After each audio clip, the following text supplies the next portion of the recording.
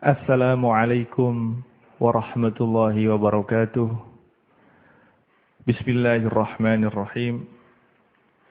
Alhamdulillahi rabbil alamin. Wassalatu wassalamu ala ashrafil anbiya'i wal mursalin. Sayyidina Muhammadin wa ala alihi wa ashabihi wa man tabi'ahu ila yaumiddin. Amma ba'du. Para pendengar yang saya muliakan, alhamdulillah. Pada malam hari ini seperti biasa, kita bisa berjumpa kembali dalam kajian rutin kita, kajian fikih, kajian kitab takrib yang dikarang oleh Imam Abi Suja. Alhamdulillah, Allah Subhanahu wa ta'ala selalu melimpahkan rahmat dan hidayahnya kepada kita, sehingga kita bisa meneruskan kajian kita kali ini. Dalam kajian kita kali ini kita akan membahas mengenai asbabul hadas, atau hal-hal yang membatalkan wudu. Bagi seorang muslim, hendaknya dia mengerti dan faham betul dengan segala sesuatu yang membatalkan hadas. Karena hal ini berhubungan dengan sholatnya, berhubungan dengan tawafnya, dan berhubungan dengan hal-hal yang lainnya, kewajiban-kewajiban yang lainnya yang harus dilakukan oleh seorang muslim kepada Allah Subhanahu wa ta'ala. Bismillahirrahmanirrahim. Qala al-musannifu rahimallahu ta'ala wa nafa'ana bi ulumihi fid dharain amin. Faslun walladhi yanqudhul wudu'a sittatu asya'a. Fasal menerangkan bahwasanya sesuatu yang membatalkan wudu itu ada 6 perkara. Ma kharaja minas sabilaini. Yang pertama yaitu keluarnya sesuatu dari 2 jalan. Wan naumu ala ghairi hayatil mutamakkini.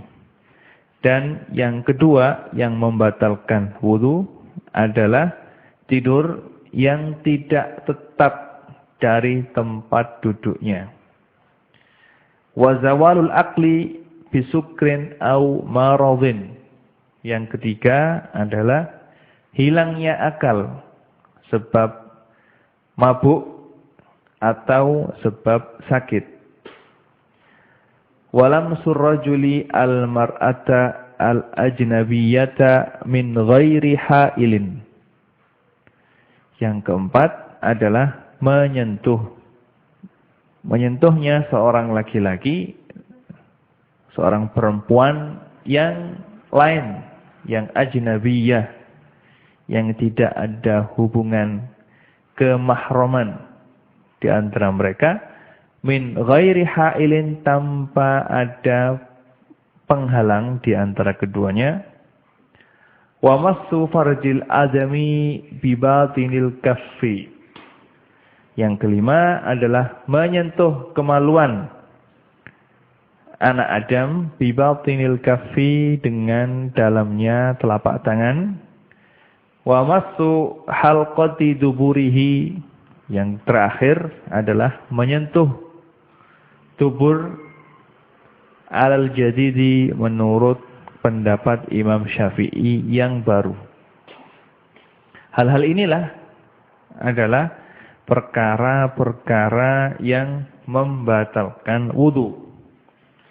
Perkara yang pertama yang membatalkan wudu adalah ma kharaja minas sabilaini. Keluarnya sesuatu dari 2 jalan.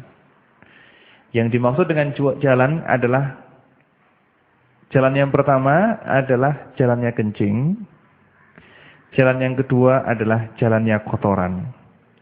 Segala sesuatu yang keluar dari kemaluan atau keluar dari dubur sesuatu tersebut, keluarnya sesuatu tersebut membatalkan wudu.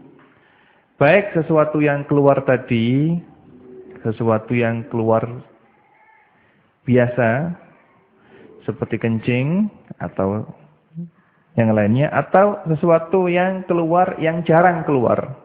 Misalnya kalau ada orang yang kencing darah atau kencing nanah misalnya, maka dengan kencing tersebut batallah wudunya. Yang penting segala sesuatu atau keluarnya segala sesuatu dari dua jalan ini membatalkan wudu. Baik keluarnya secara disengaja atau secara tidak disengaja, baik sesuatu yang keluar tersebut cair seperti kencing atau keras seperti batu, baik sesuatu tersebut najis seperti kencing atau sesuatu tersebut suci seperti batu. Yang penting segala sesuatu yang keluar dari dua jalan membatalkan wudu kecuali keluarnya air mani. Kalau yang keluar itu adalah air mani, maka wudunya tidak batal, tetapi wajib untuk mandi. Dalil dari hal ini adalah firman Allah Subhanahu wa taala dalam surat An-Nisa ayat 42. Allah Subhanahu wa taala telah berfirman, "Au jaa'a ahadum minkum minal ghaiti." Atau datang salah satu dari kamu dari ghaid, dari tempat untuk membuang air, baik air kecil atau air besar. Ini adalah jadi orang yang telah buang air, baik air kecil atau air besar, maka batallah wudunya. Batallah wudunya. Begitu juga dalam sebuah hadis yang diriwayatkan oleh Imam Bukhari dan Imam Muslim dari sahabat Abi Hurairah radhiyallahu anhu qala Rasulullah sallallahu alaihi wasallam la yaqbalullahu salata ahadikum idza ahdatsa hatta yatawadda. Allah Subhanahu wa taala tidak akan menerima salat salah satu dari kamu jika dia berhadas sehingga dia wudu setelah hadasnya. Faqala rajulun min ahli Hadramaut, "Mal hadatsu ya Abu Hurairah?" Qala fusa'un aw durat. Ketika Abu Hurairah berkata dan meriwayatkan hadis ini, maka seorang dari Hadramaut bertanya, "Mal hadas ya Abu Hurairah?" Apa yang dimaksud dengan hadas di sini Abu Hurairah? Abu Hurairah mengatakan, qala al-fusa'u aw durat, yaitu kentut kecil atau kentut besar. Jadi termasuk hal yang membatalkan wudu adalah kentut, dan dikiaskan dengan kencing, dengan berak, dan dengan kentut segala sesuatu yang keluar dari dua jalan tersebut. Baik sesuatu tersebut suci atau najis. Semuanya membatalkan wudu kecuali keluarnya air mani. Karena keluarnya air mani mewajibkan mandi, tidak mewajibkan wudu. Kemudian perkara yang kedua yang membatalkan wudu adalah wan naumu ala ghairi hay'atil mutamakkini. Tidur dalam keadaan yang tidak tetap dari tempat duduknya. Jadi tidur adalah membatalkan wudu. Tapi tidur yang membatalkan wudu adalah jika orang tersebut tidur sedangkan pantatnya tidak melekat dengan tempat duduknya. Seperti jika dia tidur terlentang. Kalau orang tidur terlentang, maka dikhawatirkan di sana telah keluar kentut dari tuburnya sedangkan dia tidak mengetahui. Juga kalau ada orang yang tidur berdiri, maka dikhawatirkan akan kentut sedangkan dia tidak mengetahuinya. Adapun kalau tidur dalam keadaan duduk, sedangkan pantatnya menempel dengan tempat duduknya, sehingga di sana tidak ada renggang sama sekali antara tempat duduk dengan pantatnya, semuanya menempel, maka di sini keluarnya kentut tidak bisa. Kemungkinan keluarnya kentut sangat kecil sekali karena duburnya terbuntu. Nah, kalau orang tersebut sangat kurus sekali, kurus ceking. Sehingga kalau dia duduk, di sana ada renggang antara pantat dan tempat yang didudukinya, maka kalau dia tidur dalam keadaan duduk, wudunya batal. Atau orang yang tidur dalam keadaan duduk. Ketika dia bangun, dia mendapatkan dirinya sudah bergeser dari tempat aslinya. Maka tidur tadi membatalkan wudu. Karena dengan bergesernya pantat dia dari tempat aslinya ketika pertama kali dia tidur, maka di sana ada kemungkinan keluarnya kentut tanpa dia sadari. Tanpa dia sadari. Nah, ini semuanya adalah berdasarkan hadis yang diriwayatkan oleh Imam Abu Dawud dan yang lainnya. Hadis Rasulullah sallallahu alaihi wasallam yang bunyinya man nama falyatawaddo. Barang siapa yang tidur maka hendaklah dia berwudu. Berarti wudu tidur adalah membatalkan wudu. Juga hadis yang lain yang diriwayatkan oleh Imam Abu Dawud dan yang lainnya dari Imam Ali radhiyallahu anhu qala Rasulullah sallallahu alaihi wasallam al-wika'us sahhi al-ainani faman nama falyatawadda.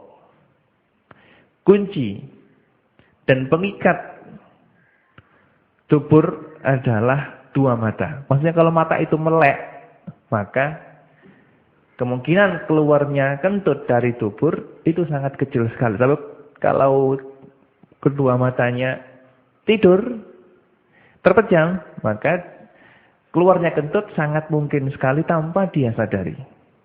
Faman nama falyatawadda, maka barang siapa yang tidur maka hendaknya dia wudu kembali sebelum dia melakukan sholat. Nah, hadis ini adalah untuk orang yang tidur tanpa menetapi tempatnya atau tanpa menepati tempat dia duduknya. Nah, kalau orang tersebut tidur dalam keadaan duduk, terus duduknya itu tetap dengan tempat yang dia duduki. Di antara tempat yang dia duduki dengan pantatnya tidak ada renggang sama sekali. Sehingga keluarnya kentut itu sangat tidak mungkin. Maka wudunya tetap tidak batal. Itu semuanya adalah berdasarkan hadis yang diriwayatkan oleh Imam Al-Bukhari. Imam Al-Bukhari dari sahabat Anas radhiyallahu anhu qala uqimatis shalah wan nabiyyu sallallahu alaihi wasallam yunaji rajulan falam yazal yunajihi hatta nama ashabuhu summa jaa fa shalla bihim. Rasulullah sallallahu alaihi wasallam suatu ketika bercengkrama atau punya urusan dengan seorang laki-laki dari sahabatnya. Pada waktu itu adalah sudah masuk waktu sholat. Dan para sahabat yang lainnya menunggu Rasulullah sallallahu alaihi wasallam untuk sholat berjamaah bersama. Nah, karena lama Rasulullah sallallahu alaihi wasallam urusan beliau dengan laki-laki tersebut lama, sehingga para sahabat yang menunggu beliau sholat Isya ketiduran semuanya. Nah, ketika Rasulullah sallallahu alaihi wasallam selesai urusannya, beliau datang ke masjid untuk menjadi imam, para sahabat langsung mengerjakan sholat tanpa wudu terlebih dahulu. Juga dalam hadis yang lain yang diriwayatkan oleh Imam Bukhari dan Muslim juga bahwasanya dari sahabat Anas yang bunyinya kana ashabu Rasulillah sallallahu alaihi wasallam yanamuna summa yusalluna wa la yatawaddauna. Para sahabat Rasulullah sallallahu alaihi wasallam ketika menunggu Rasulullah sallallahu alaihi wasallam datang, semuanya kebanyakan saking ngantuknya banyak yang tidur. Semua yusalluna, kemudian ketika Rasulullah sallallahu alaihi wasallam datang, mereka bangun dari tidur mereka, kemudian sholat tanpa wudu terlebih dahulu. Nah, para ulama Syafi'iyah mengatakan hadis sahabat Anas tersebut adalah bagi orang yang tidur dalam keadaan duduk yang mana pantatnya tidak bergeser dari tempat asal mula dia duduk. Sehingga kemungkinan untuk keluarnya kentut sangat kecil sekali. Ini adalah hadis yang diriwayatkan oleh sahabat Anas. Adapun hadis Sayyidina Ali radhiyallahu anhu yang punya faman nama falyatawaddo adalah bagi orang yang tidur yang mana tidurnya itu tidak menempati tempat duduknya sehingga keluarnya kentut sangat mungkin sekali. Ini adalah demi untuk mengumpulkan atau memadukan dua dalil yang mana zahirnya bertentangan tapi sebenarnya tidak ada pertentangan di antara keduanya. Dengan ini maka ulama Syafi'iyah telah memadukan antara dua dalil. Intinya kalau orang tidur itu ghairu mumakkin maq'adahu, tidak menetapi tempat dia duduk atau dia tidur, yang mana kira-kira di antara pantatnya dan tempat yang dia duduki itu ada renggang, maka batallah wudunya dengan tidur tersebut. Karena kemungkinan keluarnya kentut sangat sekali, sangat besar sekali. Jadi orang yang tidur terlentang atau orang tidur dengan berdiri, maka batallah wudunya.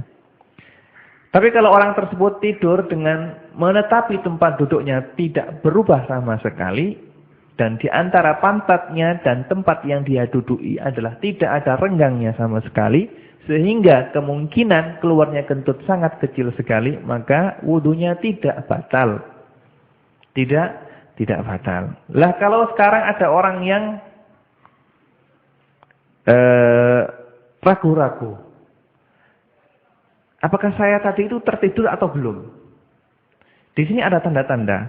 Tandanya orang belum tidur adalah orang tersebut bisa mendengarkan percakapan orang yang dia di sekelilingnya. Kalau dia ngantuk saja, atau dia setengah-setengah tidur, dia bisa mendengarkan percakapan orang yang ada di sekeliling dia, maka dia tidak tidur. Tanda orang tidur kalau dia melihat mimpi. Kalau dia orang tersebut mimpi, berarti dia telah tidur sungguhan. Tapi kalau dia ragu-ragu apakah saya tadi tidur apa enggak, maka tidak batal. Tidak batal. Karena hadas itu tidak bisa batal dengan suatu keraguan-raguan.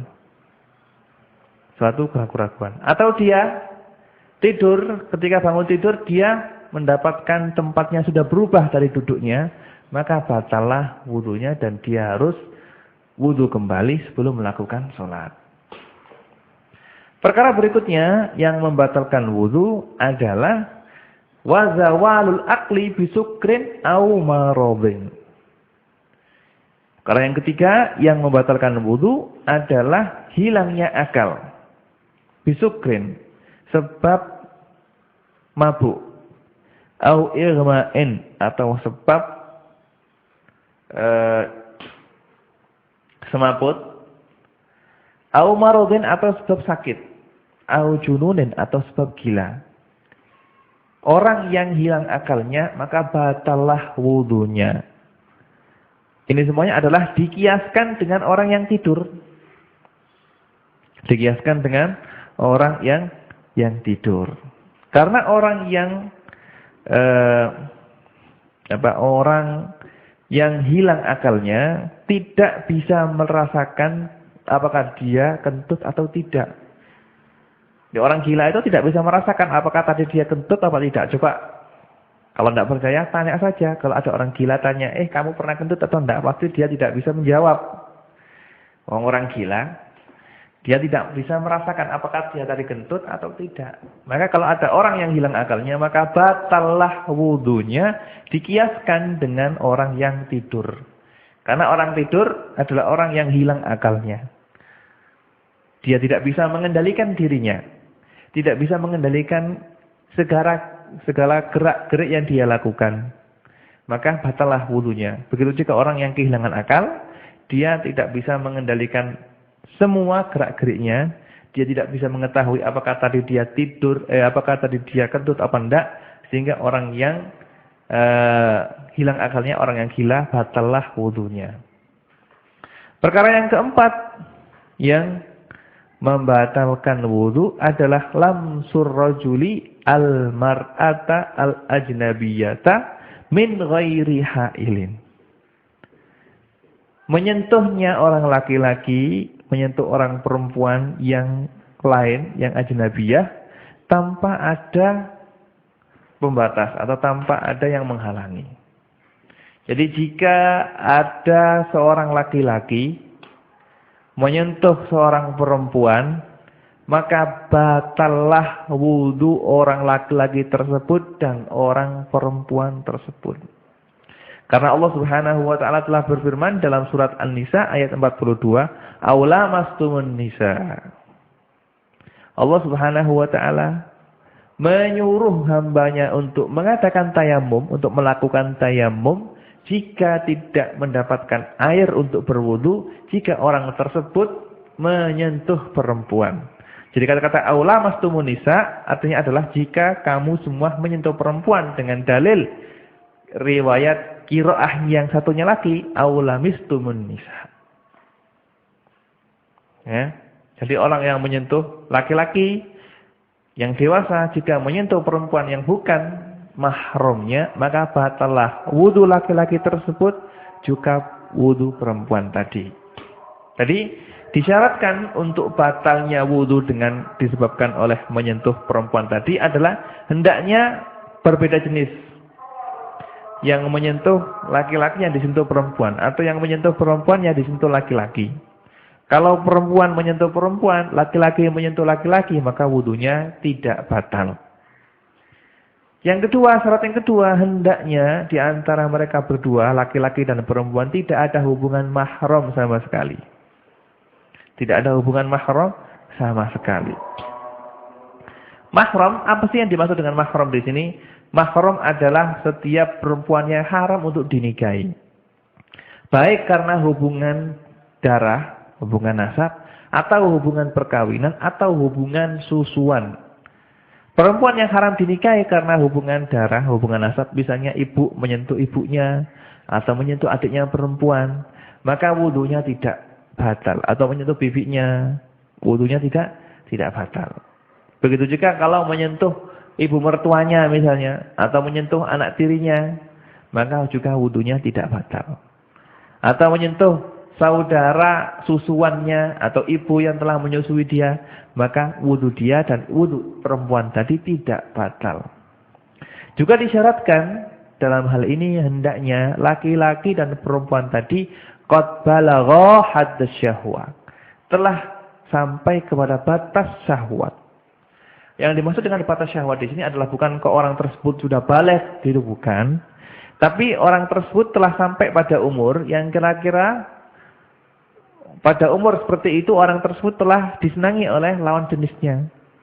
Misalnya anak perempuan umur 12 tahun, meskipun belum haid dan belum 15 tahun, tapi sudah disenangi karena tubuhnya besar, bongsor, disenangi oleh orang laki-laki, maka kalau disentuh batalah wudunya orang yang menyentuh dan wudu dia juga.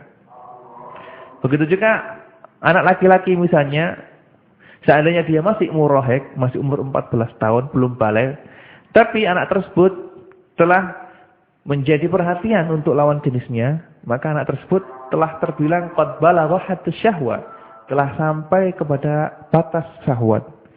Meskipun dia belum baligh, tapi kalau dia menyentuh lawan jenisnya, menyentuh perempuan lain, maka batalah wudunya dan batalah wudu perempuan yang dia sentuh. Syarat berikutnya, hendaknya ketika menyentuh tidak ada penghalang. Jadi sentuhan antara kulit dengan kulit. Kulit dengan kulit. Seandainya menyentuh tapi menyentuh bajunya, maka tidak batal. Jadi yang disyaratkan adalah menyentuh kulit dengan kulit. Dikecualikan lagi kalau menyentuh kuku dengan kuku, maka tidak batal. Atau menyentuh rambutnya juga tidak batal. Kalau rambut bukan kulit. Atau memegang giginya, maka juga tidak batal. Karena gigi, rambut, dan kuku bukanlah kulit. Jadi untuk batalnya wudu karena seorang laki-laki yang menyentuh perempuan, ini batal membatalkan wudu kalau di sana terdapat 4 syarat. Syarat yang pertama adalah ikhtilaful jinsi, perempuan menyentuh laki-laki, laki-laki yang menyentuh perempuan. Yang kedua, di antara keduanya tidak ada hubungan mahram. Yang ketiga, dua-duanya laki-laki dan perempuannya telah sampai kepada haddus syahwah. Yang keempat, hendaknya menyentuhnya itu dengan kulit. Dengan kulit langsung. Kalau di sana menyentuh tapi tidak ada yang menghalangi bajunya misalnya, maka tidak batal wudunya. Atau menyentuh tapi yang disentuh bukan kulit, seperti menyentuh giginya, atau menyentuh rambutnya, atau menyentuh kukunya, maka wudunya tidak batal. Perkara yang lain yang membatalkan wudu adalah seperti yang disebutkan di sini, massu farjil adami bi batinil kaffi.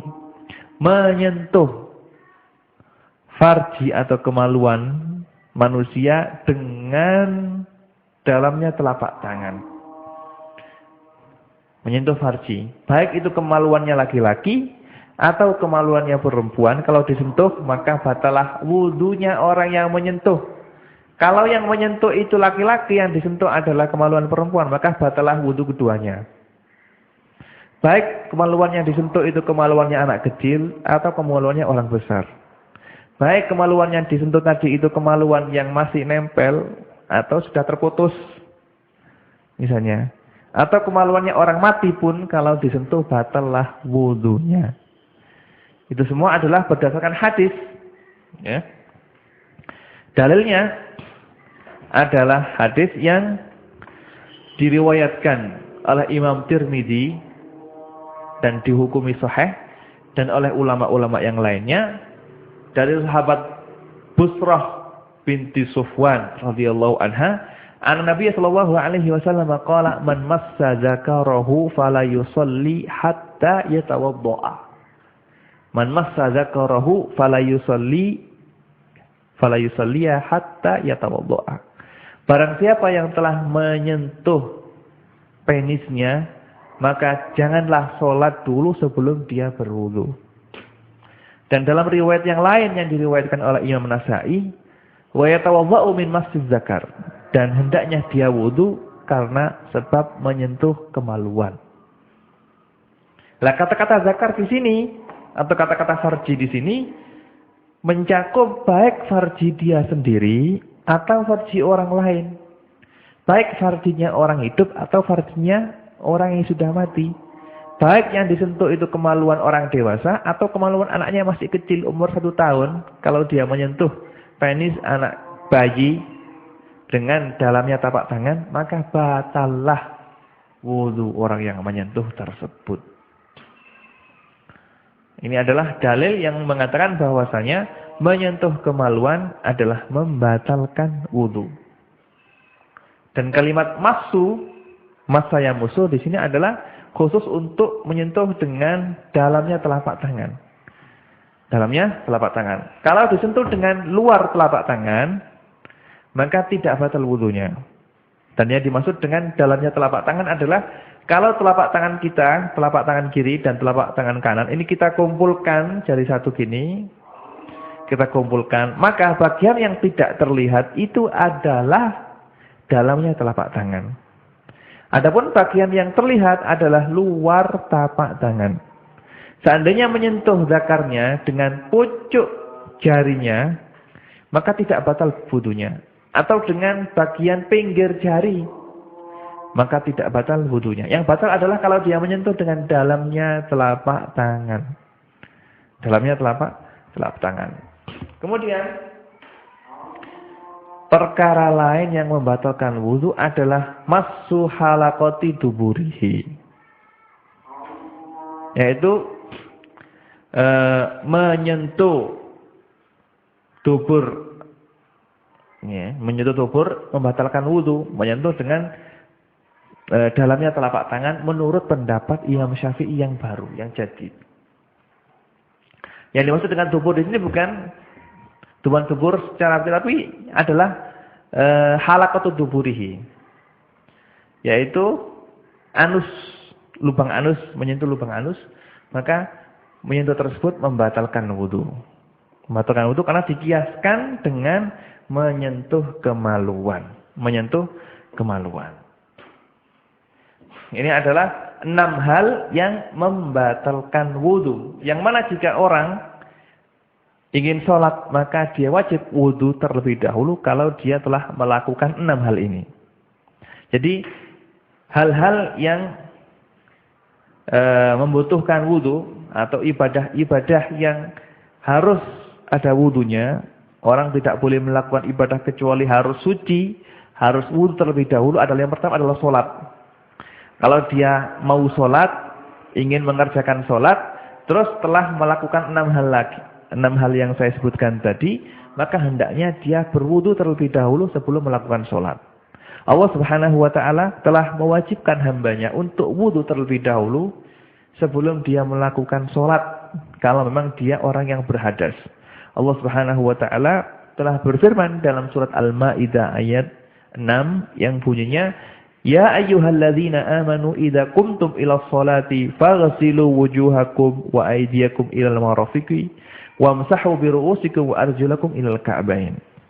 Yang artinya, wahai orang-orang yang beriman, jika kamu ingin mendirikan sholat, maka basuhlah wajah kamu dan tangan kamu sampai siku kamu, dan usaplah kepala kamu, dan basuhlah kaki kamu sampai kedua mata kaki. Jadi ayat ini adalah yang mewajibkan orang harus berwudu terlebih dahulu sebelum dia melakukan sholat kalau dia telah berhadas. Kalau dia telah melakukan 6 hal yang telah saya terangkan tadi. Juga Rasulullah SAW telah bersabda, sebagaimana diriwayatkan oleh Imam Bukhari dan Imam Muslim, La yaqbalullahu salata ahadikum idza ahdatsa hatta yatawadda. Allah Subhanahu wa Ta'ala tidak menerima salat salah satu dari kamu jika berhadas sampai dia melakukan wudu. Dalam riwayat Imam Muslim bunyinya, wala tuqbalu salatun bi ghairi tahur, dan tidak diterima salat kecuali dengan taharah, dengan sesuci. Juga hal lain yang membutuhkan wudu, ibadah lain yang disyaratkan wudu dalam ibadah tersebut, kalau tidak wudu maka tidak sah, ada tawaf. Tawaf, kalau orang ingin mengerjakan tawaf, maka dia harus berwudu terlebih dahulu kalau dia telah berhadas. Karena apa? Karena tawaf hukumnya adalah persis seperti sholat. Rasulullah SAW telah bersabda, sebagaimana diriwayatkan oleh Imam Tirmizi dan Imam Hakim, At-tawafu hawlal baiti mislus sholati illa annakum tatakallamuna fihi faman takallama fihi fala yatakallamanna illa bi khairin. Tawaf di sekitar Ka'bah hukumnya adalah seperti sholat, kecuali bahwasanya kamu sekalian diperbolehkan untuk berbicara ketika tawaf. Maka barang siapa dalam keadaan tawaf terus ingin berbicara, maka hendaklah dia berbicara dengan sesuatu yang baik. Hal lain yang perlu wudu kalau kita ingin melakukannya adalah membawa mushaf atau menyentuhnya. Membawa Quran atau menyentuh Quran, kalau orang tersebut tidak berwudu hukumnya adalah haram. Maka kalau kita ingin mengambil Quran dan ingin membawanya, maka kalau kita tidak punya wudu, maka kita harus berwudu terlebih dahulu. Berwudu terlebih dahulu. Dalilnya adalah firman Allah Subhanahu wa Ta'ala dalam surat Al-Waqiah ayat 79, Allah Subhanahu wa taala telah berfirman, la yamassuhu illal mutahharun. Tidaklah bisa menyentuhnya kecuali orang yang telah bersuci. Kemudian dalam hadis yang lain yang diriwayatkan oleh Imam Ad-Daruqutni, qala Rasulullah sallallahu alaihi wasallam, la yamassul Qur'ana illa tahirin. Tidaklah menyentuh Quran kecuali orang yang suci, yang telah berwudu dan telah mandi. Nah, ini adalah hal-hal yang harus kita lakukan dengan berwudu terlebih dahulu kalau kita tidak punya wudu. Dengan habisnya keterangan mengenai hal-hal yang membatalkan wudu, habislah keterangan kita mengenai bab wudu. Nah, di sini saya ingin membacakan sebuah hadis yang diriwayatkan dari Rasulullah Shallallahu Alaihi Wasallam yang menerangkan kepada kita cara wudu yang baik yang telah diajarkan oleh Rasulullah Shallallahu Alaihi Wasallam kepada para sahabatnya. Seperti yang diriwayatkan oleh Imam Al-Bukhari, yang diriwayatkan oleh Imam Bukhari dari Khalifah Utsman bin Affan radhiyallahu anhu, annahu da'a bi wudu'in fa afragha 'ala yadayhi min ina'ihi fa ghassalahuma thalatha marratin. Thumma tamadmada wastanshaqqa wastansara. Thumma ghassala wajhahu thalathan wa yadayhi ila mirfaqaini thalathan. Wa fi riwayatin thumma ghassala yadahu al-yumna thalathan. Summa ghassala yadahu al-yusra thalathan, summa masaha bi ra'sihi, summa ghassala kulla rijlin thalathan. Fi riwayatin summa ghassala rijlahu al-yumna thalathan, summa ghassala rijlahu al-yusra thalathan. Summa qala ra'aitu an-nabiyya sallallahu alaihi wasallam yatawaddau nahwa wudu'i hadza. Wa qala man tawadda'a hatta nahwa wudu'i hadza summa shalla rak'ataini la yuhadditsu fihi ma nafsahu ghafarallahu lahu ma taqaddama min dambih. Yang artinya bahwasanya suatu ketika Khalifah Utsman bin Affan menyuruh pembantunya untuk mengambil air untuk wudu. Ketika air wudu tersebut telah datang, maka Sayyidina Utsman mencuci tangannya 3 kali. Kemudian setelah mencuci kedua telapak tangan 3 kali, kemudian beliau berkumur, kemudian istinsyak, menghirup air ke dalam hidung, terus mengeluarkannya lagi. Beliau lakukan hal tersebut 3 kali. Kemudian beliau membasuh tangan beliau yang kanan 3 kali, terus membasuh wajah beliau 3 kali. Setelah membasuh wajah 3 kali, terus beliau membasuh tangan kanan beliau 3 kali sampai siku, terus membasuh tangan kiri beliau 3 kali sampai siku. Kemudian beliau mengusap kepala beliau, kemudian setelah mengusap kepala beliau, kemudian beliau membasuh kaki kanan 3 kali, kemudian kaki kiri 3 kali. Kemudian beliau berkata, inilah wudu yang telah diajarkan oleh Rasulullah Shallallahu Alaihi Wasallam kepada kita. Kemudian beliau berkata, Rasulullah sallallahu alaihi wasallam telah bersabda, "Man tawadda'a nahwa wudu'i hadza." Barang siapa yang wudu seperti yang saya lakukan ini, semua salat rakaat ini, kemudian dia salat 2 rakaat, la yuhaditsu fihi ma nafsahu, tidak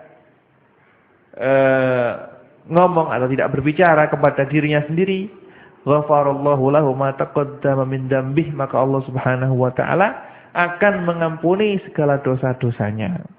Ini adalah fadilah atau keutamaan yang sangat besar sekali bagi orang yang bisa menyempurnakan wudunya, mengerjakan wudu dengan sempurna sesuai dengan apa yang telah diajarkan oleh Rasulullah. Kemudian setelah wudu mengerjakan sholat wudu sholat sunat 2 rakaat. Kalau telah mengerjakan hal tersebut, maka Allah Subhanahu wa taala akan mengampuni segala dosanya. Nah, kemudian masalah berikutnya yang akan kita pelajari adalah mengenai mujibatil ghusli, hal-hal yang mewajibkan mandi. Dan insyaallah untuk mengenai mujibatul ghusli ini akan kita bahas dan akan kita kaji dalam kajian kita yang akan datang.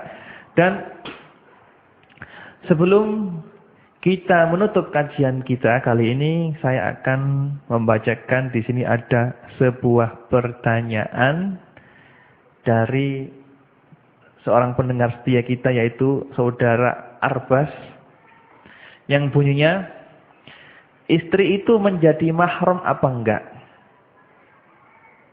Istri itu menjadi mahram apa enggak? Jawabnya, istri itu bukan mahram. Kalau mahram tidak boleh dikawini. Jadi istri itu adalah orang lain. Istri bukan mahram. Kalau kita menyentuh istri kita dengan tanpa ada kulit sama kulit, ketemu kulit sama kulit, tidak ada penghalangnya sama sekali, maka batallah wudu kita dan batal juga wudu sang istri. Kemudian Mas Arbas bertanya, karena ada hadis yang menyebutkan Nabi mencium Aisyah lalu sholat. Dan suatu ketika Nabi sholat dan Aisyah di sampingnya, lalu Nabi memindahkan kakinya. Jadi benarkah menyentuh lawan jenis yang halal enggak membatalkan wudu? Nah, ini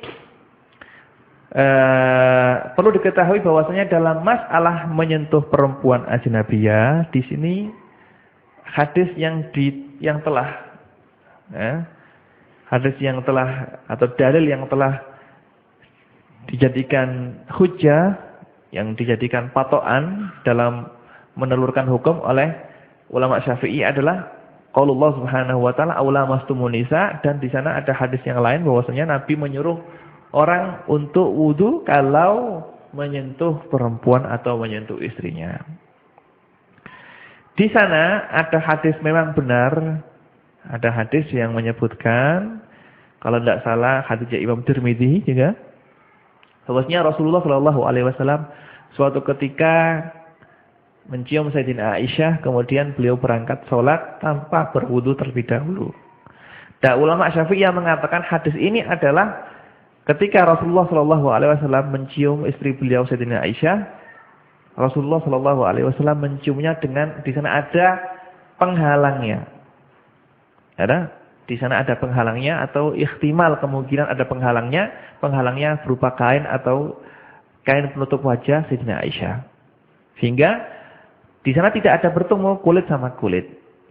Juga hadis yang menyebutkan bahwasanya Sayyidina Aisyah ketika itu suatu malam tidur telentang di depannya Rasulullah Shallallahu Alaihi Wasallam, dan Rasulullah Shallallahu Alaihi Wasallam ketika itu sholat malam, sholat tahajud. Kemudian ketika Rasulullah Shallallahu Alaihi Wasallam sujud, beliau memindahkan kaki Sayyidina Aisyah ke tempat lain, kemudian beliau sujud di tempat tersebut. Dan hadis ini juga memang hadis ada benar, hadis sahih. Kalau tidak salah juga hadis ini diriwayatkan oleh beberapa ulama ahli hadis, Imam Tirmidzi dan Imam Abi Dawud, juga disebutkan oleh Imam Ibnu Hajar di Bulughul Maram.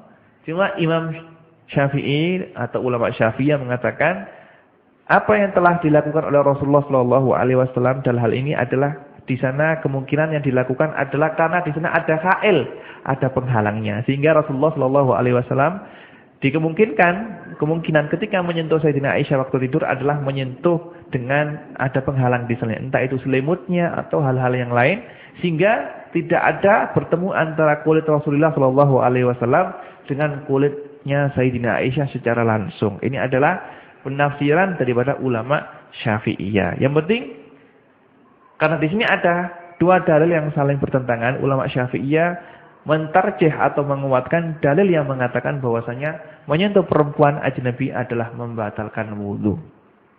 Dan sebagian ulama yang lain seperti ulama Hanafiyah mengatakan bahwasanya menyentuh perempuan ajnabiyah tidak membatalkan wudu. Nah, ya karena hadis-hadis yang telah saya sebutkan tadi. Cuma dalam hal ini ulama Syafi'iyah berusaha untuk menggabungkan dua hadis sehingga di sana tidak ada yang namanya ta'arud di antara dua hadis tersebut. Ini adalah jawaban yang bisa saya berikan. Mudah-mudahan apa yang telah saya jawab bisa dimengerti, dan di sini ulama masih berbeda pendapat dalam hal ini. Nasallallahu subhanahu wa ta'ala ayyarzuqana ilman nafi'a wa yarzuqana al-amala bihi wa ayyaj'ala ilmana hujjatan lana la hujjatan alaina. Wa sallallahu ala sayyidina Muhammadin wa ala alihi wa sahbihi wa sallam. Subhana rabbika rabbil izzati amma yasifun wa salamun alal mursalin walhamdulillahi rabbil alamin. Wassalamualaikum warahmatullahi wabarakatuh.